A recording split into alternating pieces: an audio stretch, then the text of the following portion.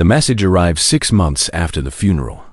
Daniel was aboard his patrol ship when his communicator beeped with an urgent notification. It was from a Valorian legal advocate named Seneval, requesting his presence at the Hall of Records on Valoria Prime. Regarding the estate of Calther, the message said, "Your attendance is required. This is not optional." Daniel almost deleted it.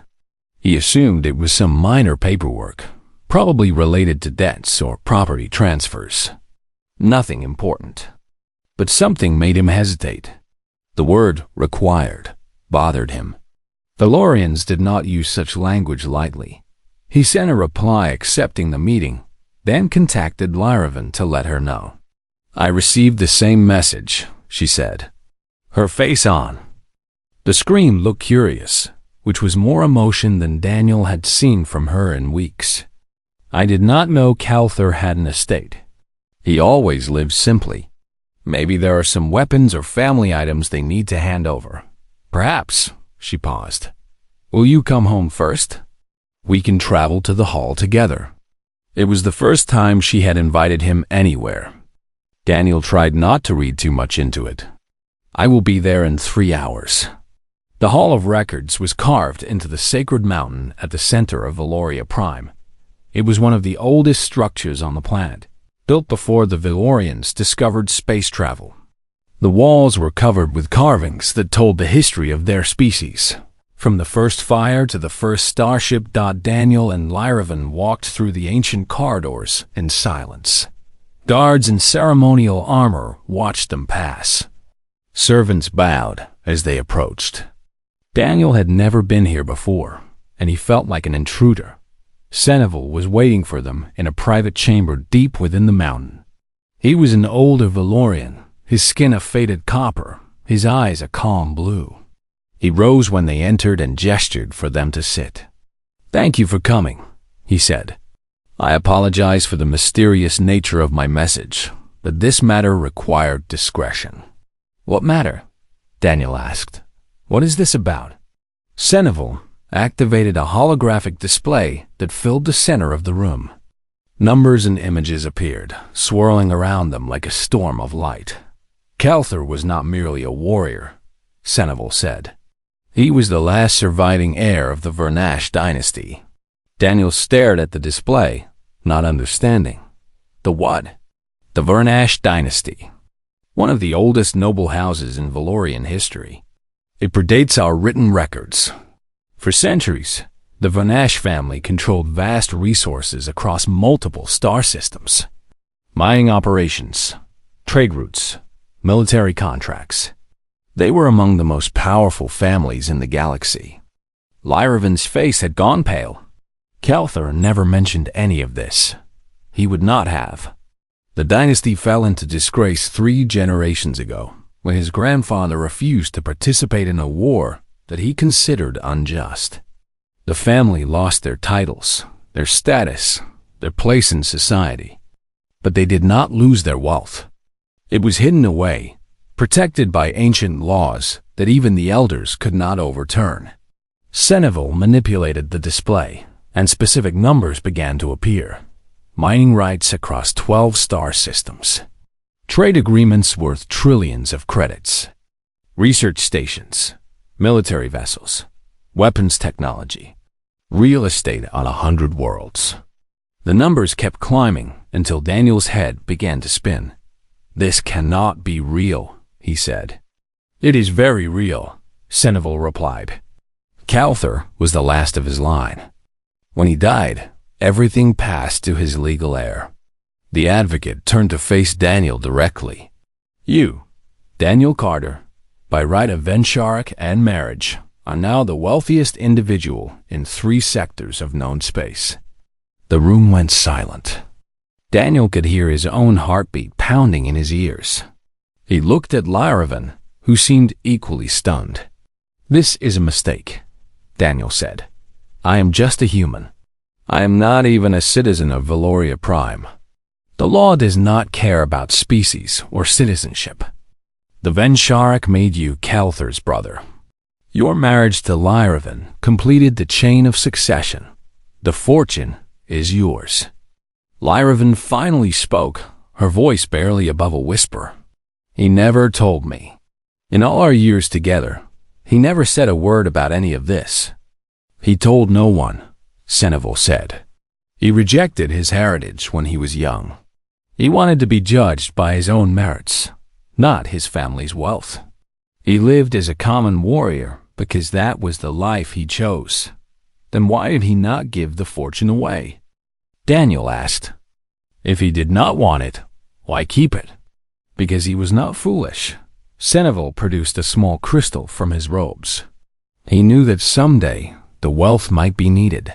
He prepared for that day. He left instructions. The advocate placed the crystal into a slot on the table. He left a message for both of you. The holographic display shifted, and suddenly Calthur was standing before them. Daniel felt his breath catch. It was so real. The bronze skin, the silver eyes, the slight tilt of the head that meant he was about to say something important. For a moment, Daniel forgot that his brother was dead. My brother, my wife. Calthur's voice filled the room, warm and strong. If you are seeing this, then I have joined the eternal stars. I hope it was a good death. I hope I fell fighting for something that mattered. Lyravan let out a small sound, something between a sob and a laugh.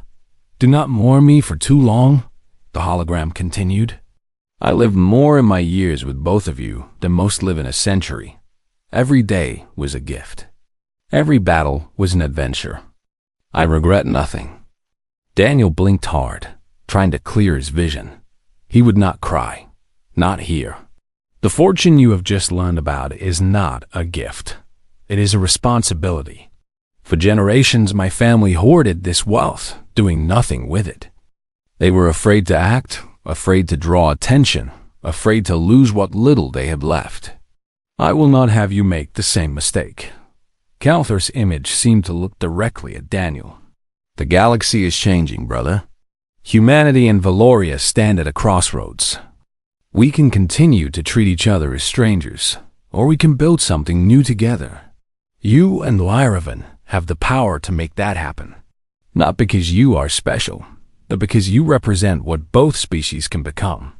A human who understands Valorian ways. A Valorian who loves a human as family. That is the future I dreamed of. The hologram turned toward Lyravan. My love, I know this is not fair to you. I am asking you to share your life with a man you did not choose. But I have known you for years, and I have known Daniel for longer. You are both good people, kind people, people who deserve happiness. Lyravan wiped her eyes with the back of her hand. Trust each other, Calthur said. Learn from each other. Work together. And perhaps, in time, love each other as I loved you both. The hologram smiled, that familiar expression that Daniel missed so desperately. Do not let the fortune sit idle. Use it. Build something. Create a legacy that both species can be proud of. That is my final wish. That is what I ask of you. The image faded, and the room fell silent. Daniel sat there for a long time, staring at the empty space where his brother had been. The weight of everything pressed down on him like a physical force. The fortune, the responsibility, the expectations. He felt a hand on his arm and turned to find Lyravan looking at him. Her purple eyes were red from crying, but there was something else there too. Something that looked like determination. He believed in us, she said. He believed in a lot of impossible things.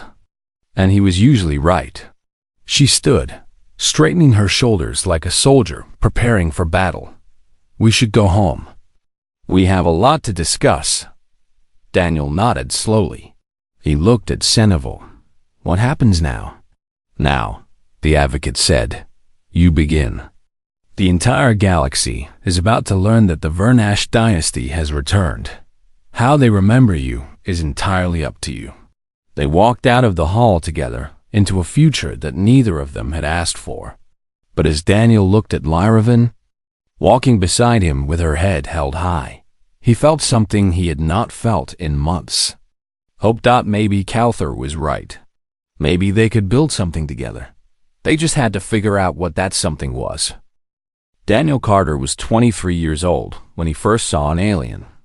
He was working on the engine room of the colonization ship called Horizon's Edge. The ship was old and tired, just like the crew. They had been in space for 6 months, and everyone was ready to reach the new colony world. But the universe had other plans. The Valorian ship appeared out of nowhere. It was massive, shaped like a crescent moon, and it glowed with a soft blue light. Daniel stood at the observation window with the other crew members, all of them silent with fear. Humans had heard rumors about other species in the galaxy, but no one had ever made contact before. The Valorians came aboard 3 hours later. They were tall, almost 7 feet, with skin that ranged from deep gold to bright copper. Their eyes had no whites, just solid colors that seemed to shift like liquid metal. They moved with the grace of predators, each step careful and controlled. Most of the crew stayed back, afraid. But Daniel was curious. He had always been curious about things that scared other people. His mother used to say it would get him killed someday. One of the Valorians noticed him watching. This one was younger than the others, his skin a deep bronze color and his eyes a striking silver. He walked toward Daniel while the other humans stepped away. "You do not run," the alien said.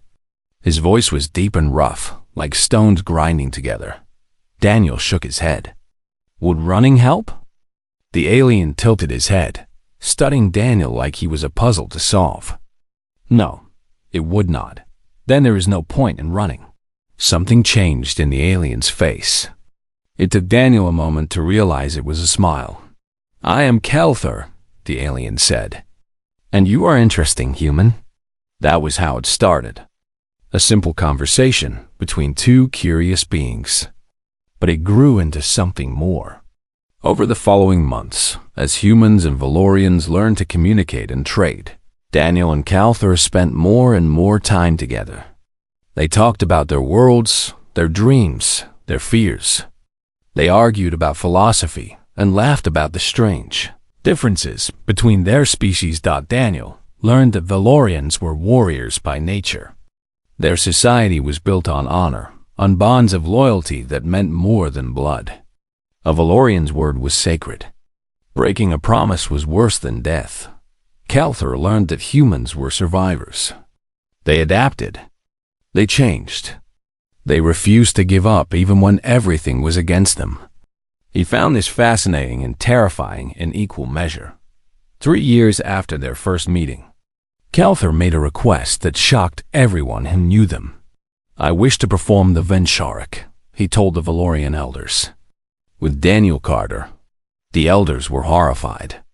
The binge was the most sacred bond in Valorian culture. It made two people brothers, bound by something deeper than blood. It had never been done with an outsider. Never with a human. "This is madness," Elder Voroneth said. "He is not one of us. He has more honor than half the warriors in this fleet," Kelthur replied. "I have fought beside him. I have bled beside him.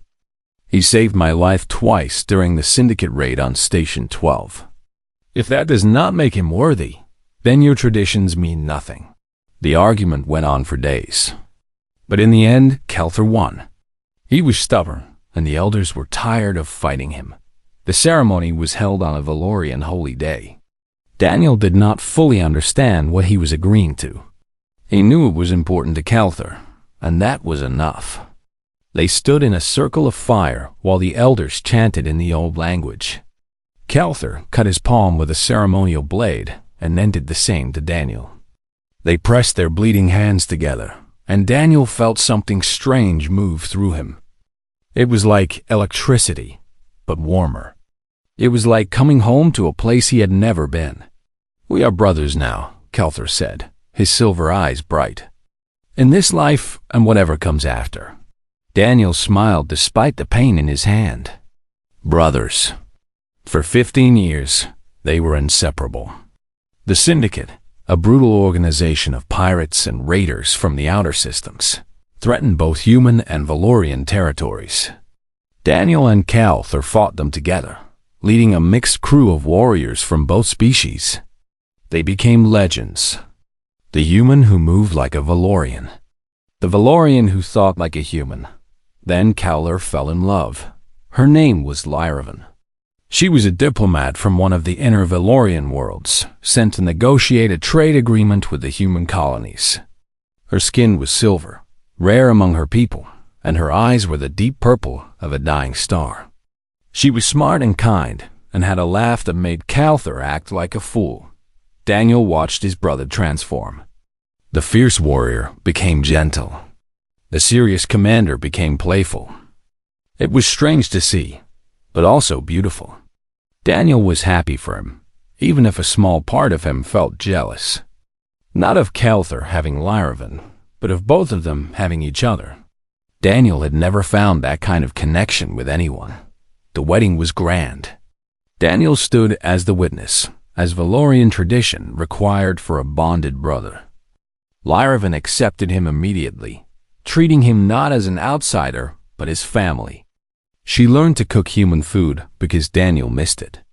She asked him questions about Earth, about his childhood, about everything. She made him feel welcome in a way he had not felt since leaving home. For 5 years, they were happy.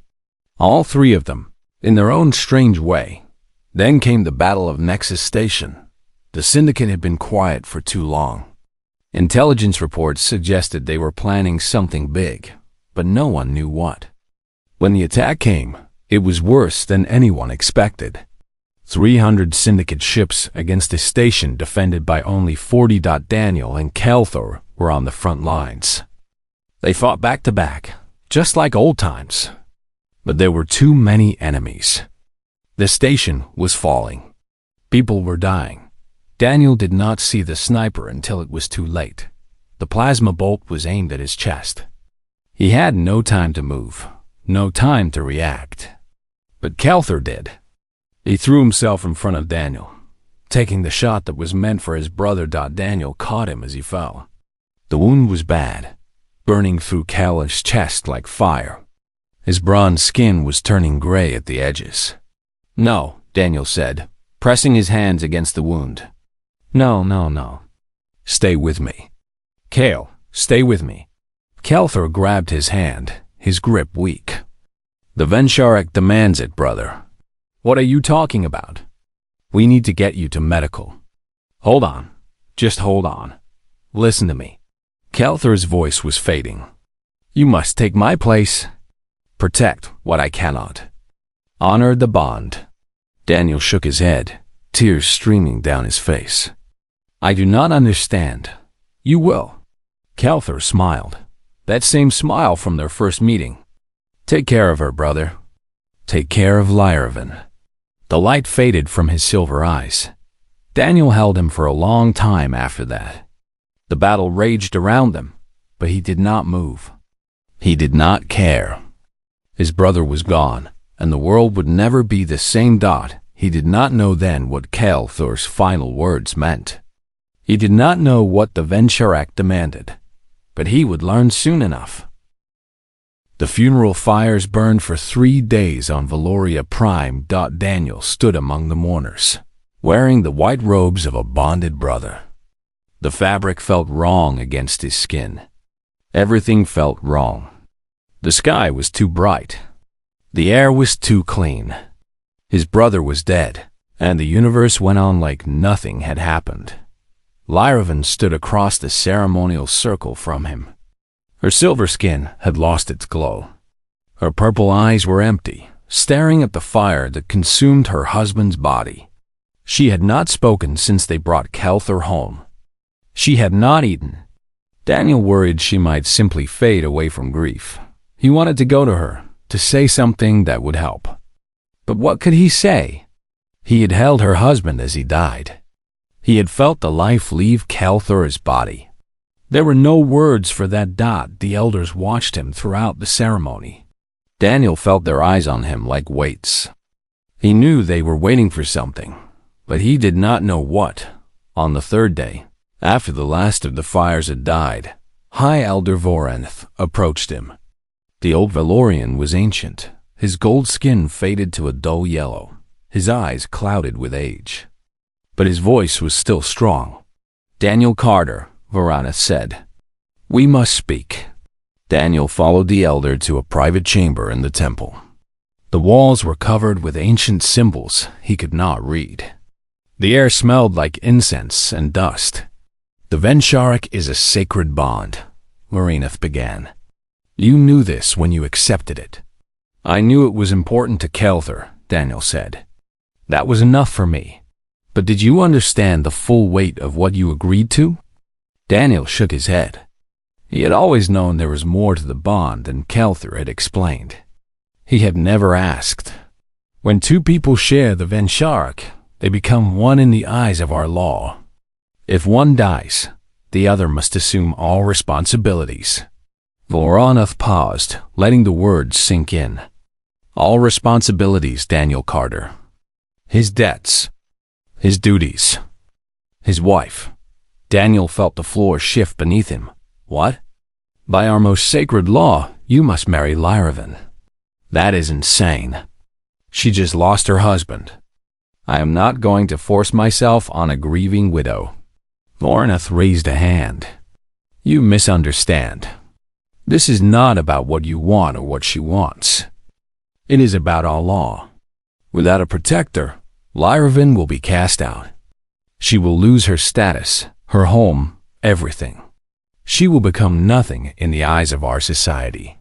Then your laws are cruel. Perhaps. But they are our laws. And you agreed to honor them when you accepted the Vensharik." Daniel wanted to argue. He wanted to scream and fight and refuse. But he thought of Kelthur's final words. "Take care of her. Protect what I cannot. Does she know about this?" He asked quietly. "She knows. She was raised in our traditions. She understands what must happen." Daniel closed his eyes. He thought of Lyravan, alone and broken, thrown out into a world that would treat her like garbage. He thought of Kelthur, watching from whatever afterlife existed, seeing his wife suffer. He could not let that happen. "I will do it," he said. "For Kelthur." "For her," Voranth nodded slowly. "The ceremony will be held tomorrow." The wedding was nothing like Kelthur and Lyravan's had been.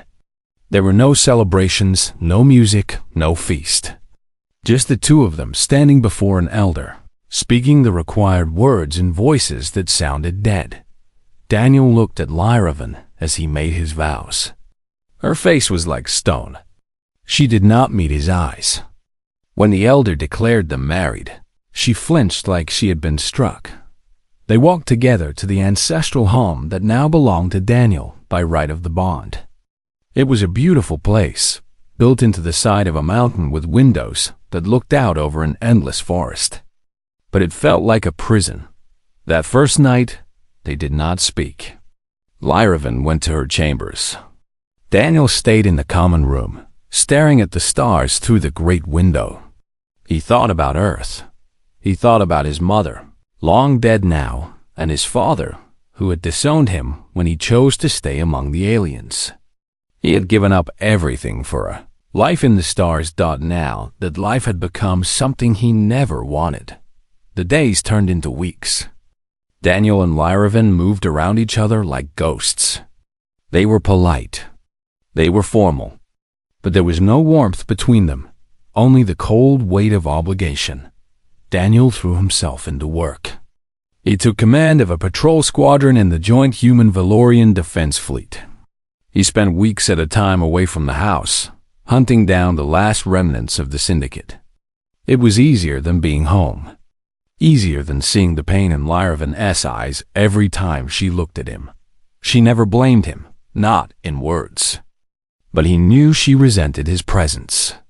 He was a constant reminder of what she had lost. Every time she saw him, she saw the man who had lived while her husband died. Daniel understood. He would have felt the same way. Months passed. The patrols became longer. Daniel spent more time in space than on the ground. Some of his crew thought he was dedicated to his duty. Others thought he was running away from something. They were both right. One night, after a particularly brutal fight with a syndicate raider group, Daniel came home to find Lyravan sitting in the common room. It was late, and she was usually asleep by this hour. She was holding a small holographic projector, watching images of Calthor. "I did not mean to disturb you," Daniel said, turning to leave. "Wait," her voice stopped him. It was the first time she had spoken directly to him in weeks. "You can stay." Daniel hesitated, then sat down across from her. The hologram showed Calthor laughing at something, his silver eyes bright with joy. "He talked about you all the time," Lyravan said quietly. "Before we met, I thought you were a made-up person. No human could be the way he described you. What did he say? That you were brave, that you were stubborn, that you made him a better warrior just by being around." She looked at Daniel, and for the first time since the funeral, her eyes seemed present. "He loved you like a brother. The real kind, not just the ritual kind." Daniel felt a lump form in his throat. "I loved him too, I know." She turned back to the hologram. "That is why I cannot hate you, even though part of me wants to. He would have been so angry if he knew I was treating you like an enemy. You have every right to feel however you feel." "No, I do not. Calthor gave his life for you. He wanted you to be here. He wanted you to protect me." She paused, her voice breaking slightly. "I just do not know how to let you." Daniel stood and walked to the window. The stars were bright tonight, scattered across the sky like diamonds on black velvet. "I do not know what I am doing either," he admitted. "I am not Calthor. I cannot replace him. I'm just a human engineer who somehow ended up here. You are more than that." He turned to look at her. "What?" Lyravan stood, setting the projector down.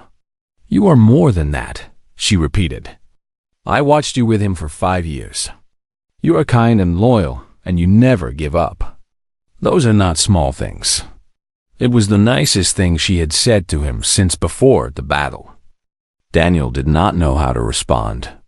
"Maybe we can start over," she said. "Not as husband and wife. That feels wrong for both of us. But maybe as something else. Friends, partners, people who share the same grief." Daniel nodded slowly. "I would like that." It was not much, but it was a beginning. Neither of them knew that the universe was about to give them something that would change everything. A secret that Calthor had kept from both of them. A fortune that would demand they become more than strangers sharing the same house. But that discovery was still waiting. For now, they had simply found a reason to stay dot, and sometimes that was enough. The first meeting with the sector governors was a disaster. Daniel and Lyravan sat at the head of a long table in one of the Vernash Estate's conference rooms. 12 holographic images surrounded them, representing the most powerful leaders in 3 star systems. Some were human. Some were Valorian. All of them looked at Daniel like he was a bug they wanted to crush. "This is absurd," Governor Trelvin of the Outer Colony said. He was a massive Valorian with copper skin and gold eyes. "A human controlling the Vernash fortune? It is an insult to our entire species." "The law is clear," Lyravan replied calmly. "Daniel Carter is the legal heir by right of Ven Shirak and marriage. Laws can be changed. Not these laws. They are older than your colony, Governor. Older than the current government. Try to overturn them, and you will face every traditionalist clan on Valoria Prime." Trelvin growled but said nothing more. A human governor named Patricia Lane leaned forward. She was middle-aged, with gray hair and sharp eyes. "What I want to know is what you plan to do with all this wealth. Are you going to keep it locked away like the Vernash family has done for generations? Or are you going to actually use it?" Daniel had been silent until now, letting Lyravan handle the politics. But this was a question he could answer. "We are going to use it," he said. Calther did not keep this fortune hidden so it could gather dust. He wanted us to build something that both humans and Valorians could benefit from. Pretty words, Trelvin said. But what do they mean? I do not know yet. That is why we called this meeting. To listen. To understand what our people need. The governors exchanged glances. This was not what they had expected. They had expected arrogance, demands, threats. They had not expected humility. The border colonies need protection, Patricia Lane said slowly. The syndicate raids have gotten worse over the past year. We lost 3 cargo ships last month alone. The mining operations in the Kessler system need modernization, added a Valorian woman named Silvera. The equipment is 50 years old. Workers are dying in preventable accidents. One by one, the governors listed their problems. Daniel listened to all of them, taking notes on a datapad. By the time the meeting ended, 3 hours later, he had filled 20 pages. When the last hologram faded, Daniel slumped back in his chair. That was exhausting. Lyravan smiled slightly. You did well. I did not do anything. I just sat there. You listened. That is more than most leaders do. They wanted to see what kind of person you were. You showed them someone who cares about their problems. Daniel shook his head. I am an engineer, not a leader. I know how to fix engines, not governments. Then we will learn together. She stood and walked to the window, looking out at the forest below. Calther always said the best leaders were the ones who knew they did not have all the answers. Over the following weeks, they began to work.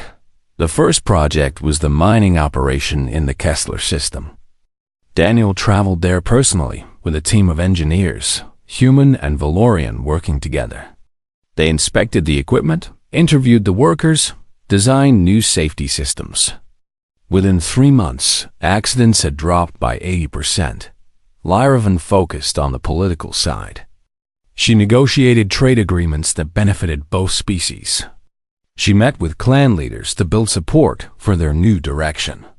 She was brilliant at it, navigating the complex web of Valorian politics with a skill that amazed Daniel. They fell into a rhythm. Daniel handled the practical problems. Lyravan handled the people problems. They met every evening to discuss what they had learned, what had worked, what had failed.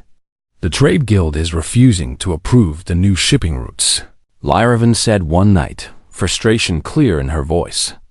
They say it will cut into their profits. What if we offered them a share of the mining revenue? Daniel suggested. Give them a reason to cooperate. Lyravan tilted her head, considering. That could work, but it would reduce our own margins. We have enough money to fill a planet. I think we can spare some for the guild. She laughed. It was a small sound, barely more than a breath, but it was the first time Daniel had heard her laugh since Kelther died. He found himself smiling in response. You have a good heart, she said. Kelther always said so, but I did not truly believe it until now. He talked about me that much? Constantly. Sometimes I wondered if he loved you more than me. Never. Daniel's voice was serious. He worshipped the ground you walked on. I was just the annoying brother who kept getting him into trouble. You were more than that. She reached across the table and placed her hand over his. You are more than that. Daniel felt something shift in his chest. He looked at her hand on his, then up at her face. Her purple eyes were soft, open in a way they had not been before. Lyra, he said quietly, I know this situation is strange. I never wanted to replace Kelther. I never wanted to be your husband, I know. But I have come to respect you, to admire you. You are stronger than anyone I have ever met. She pulled her hand back slightly. Daniel, I am not ready for... I am not asking for anything. I just wanted you to know. He stood up, gathering his datapads. I will see you in the morning. Good night. He was halfway to the door when she spoke again. I am starting to care about you too. Daniel stopped but did not turn around. He was afraid that if he looked at her, he would do something foolish. I did not expect it, she continued. I thought I would spend the rest of my life missing Calther. I thought there was no room in my heart for anyone else. But you are different. You are not trying to replace him. You are just trying to be yourself. Is that enough? I do not know, but I want to find out. Daniel finally turned to face her. She was still sitting at the table, her silver skin glowing in the soft light of the room. She looked vulnerable in a way he had never seen before. We can take it slow, he said. Whatever you need. I just need you to stay, she said. That is all I need right now. He nodded. I am not going anywhere. It was not a declaration of love. It was not a promise of forever. But it was real and it was honest. And it was more than either of them had expected to find. The weeks that followed were different. There was a warmth between them now, a connection that grew stronger every day. They still argued about business decisions. They still had moments of awkwardness. But the cold distance was gone, replaced by something that felt like the beginning of friendship. Or maybe something more. Then the news came that changed everything. The syndicate had reformed. Not just rebuilt, but expanded. They had found new allies, new weapons, new leadership. And they were coming for the border colonies with a fleet larger than anything anyone had ever seen. The war that Calther had feared was finally here. Daniel and Lyravan stood together before the council, presenting a plan that would use the Vernash fortune to defend their people. Ships, weapons, soldiers, everything they had would be thrown into the fight. We cannot let them take the colonies, Daniel said. If we lose the border, we lose everything. This will be dangerous, Governor Patricia Lane warned. You are painting a target on yourself. Daniel looked at Lyravan. She met his eyes and nodded. We are already targets, Daniel said. We might as well be dangerous ones. The council approved the plan. The war was about to begin. And Daniel and Lyravan would face it together. The syndicate fleet appeared at the edge of the Kessler system like a dark cloud. 300 ships, armed with weapons that had never been seen before. They moved in perfect formation, silent and deadly. Daniel watched them from the bridge of the flagship Horizon's Light, a ship they had built using Vernash resources and combined human Valorian technology. It was the fastest vessel in the fleet and the most heavily armed. But looking at the enemy forces, he wondered if it would be enough. They outnumber us 3-1, his tactical officer reported. A young Valorian woman named Kiranel, barely out of training but brilliant under pressure. I can count, Lieutenant. What are your orders, sir? Daniel looked around the bridge. His crew was a mix of humans and Valorians, all of them volunteers who had chosen to fight for the new alliance. They trusted him. He could not let them down. We hold the line, he said. We give the colonies time to evacuate. Then we hit them hard and run.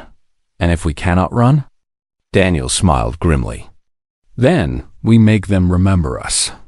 The battle began an hour later. The syndicate attacked with overwhelming force. Their ships swarmed the defensive line like insects, firing plasma rounds and missiles in endless waves. The Allied fleet fought back with everything they had, but they were losing ground. Daniel led a squadron of mixed pilots into the heart of the enemy formation. He was not the best pilot, not the most experienced, but he was the symbol of what both species could become together. And symbols mattered. Stay tight, he ordered his pilots. Watch each other's backs. Nobody dies today if I can help it. Yes, yes, sir, came the response from a dozen voices. Human and Valorian mixed together. They dove into the enemy fleet like a knife, cutting through their formation and causing chaos. Daniel's hands moved automatically, years of combat experience guiding him through the storm of fire. He destroyed 3 enemy ships in the first pass, then 4 more on the second, but there were too many. A plasma bolt caught his ship's wing, sending him spinning. Alarms screamed. Systems failed. The cockpit filled with smoke. Horizon's light to Striker 1. You are hit. Lyravan's voice came through the comm, tight with fear. Pull back immediately. Cannot, Daniel grunted, fighting the controls. Engine 2 is gone. Steering is compromised. Then eject. We will pick you up. Negative. The enemy command ship is right there. If I can take it out, their whole fleet will fall into chaos. Daniel, no. That is a suicide run. He knew she was right. The command ship was surrounded by defenders. The chances of reaching it were almost 0. The chances of surviving were less than that. But if he did nothing, thousands of people would die. The colonies would fall. Everything they had built would be destroyed. I am sorry, Lyra, he said quietly. I have to try. He pushed the throttle forward, ignoring the screaming alarms and the smoke filling his lungs. The enemy command ship grew larger in his view, its weapons turning toward him. He was going to die. He accepted that. But he would take them with him. Then something hit his ship from behind. Not an enemy weapon. A tractor beam, grabbing him and pulling him off course. He spun wildly, his vision blurring, until he came to a stop inside the cargo bay of another vessel. The doors opened, and Lyravan stepped through. She was wearing combat armor, her silver skin smeared with soot and her purple eyes blazing with fury. She marched up to his damaged ship and tore the cockpit door open with her bare hands. You will not leave me, she said, her voice shaking. Not when I have finally found you. Daniel stared at her, too stunned to speak. She had risked her life to save him. She had flown into the middle of a battle to drag him out of harm's way. The command ship, he managed, will be dealt with. Our reinforcements just arrived. She pointed out the cargo bay window. Daniel looked and felt his heart stop. 100 new ships were emerging from jump space. Ships from every corner of the Alliance, human and Valorian, all answering the call. At their head was a massive battleship bearing the old Vernash crest, rebuilt from ancient plans they had found in the estate archives. We called in every favor we had, Lyravan said. Every credit we spent over the past year paid off. They came because they believed in us. The reinforcements hit the Syndicate fleet like a hammer. Within hours, the enemy formation had collapsed. The command ship fell to a combined assault from 12 allied vessels. By nightfall, it was over. The Battle of Kessler's Reach would go down in history as the turning point. The Syndicate's power was broken forever. Their leaders scattered to the far reaches of the galaxy, never to return. Daniel stood on the observation deck of the Horizon's light, watching the stars. His body ached. His ship was destroyed. He was covered in burns and bruises, but he was alive. Lyravan came to stand beside him.